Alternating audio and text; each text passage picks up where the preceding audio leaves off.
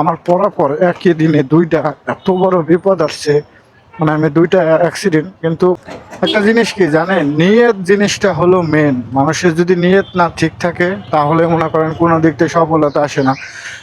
যখন আমি ride share করবো ভাবছিলাম, আমার কাছে টাকা পয়সা ছিল না, তখন ভাবছিলাম যে আল্লাহ, যদি আমি একটা বাইক কিনতে পারি তাহলে আমি রাইড শেয়ার করব, আর রাইড শেয়ারের পাশাপাশি অসহায় মানুষ যারা আছে তাদেরকে একটু সহযোগিতা করব। যে আমি প্রতিদিন একটা নিয়ত থাকবে, আমি প্রতিদিন লাস্টে টিপ যেই টাকা ইনকাম করব সেই টাকা থেকে আমি কিছু অসহায় মানুষদের সহযোগিতা করব। এরকম আর কি ভাবছিলাম, এরকম আল্লাহর কাছে নিয়ত করছিলাম। আল্লাহ আমাদের ঠিকই বাইক কেনার তৌফিক দিছে, বাইক কিনছি, কিন্তু মনে করেন যে অসহায় মানুষদের সহযোগিতার করা হয় না, কারণ ব্যস্ততা দেখায় সবসময়।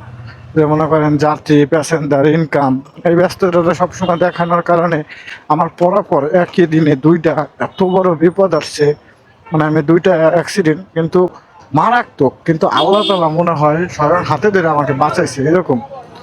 কিন্তু আমার কোনো ক্ষতি হয় নাই। তখন থেকে ভাবছি যে এই খালি ইনকাম করলেই হবে না, আমি যে আল্লাহরে যে নিয়তটা দিচ্ছিলাম যে আল্লাহ আমি এরকম করব, তো সেটা তো আমি করতেছি না। এর কারণে হয়তো বা এই সমস্যাটা হইতেছে। তো এখন চেষ্টা করতেছি, আপনারা হয়তো বা দেখতেছেন যে আমি অসহায় মানুষদের সহযোগিতা করতেছি, অনেক ভিডিও আসতেছে। তো আপনারাও যদি পারেন এই ভালো কাজের সাপোর্ট সব সময় পাবেন ইনশাল্লাহ। এই ভালো কাজ করলে হবে।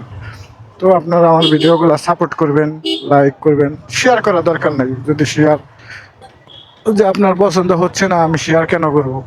আপনার পছন্দ হলে আপনি একটা লাইক করলেন, এটুকুই।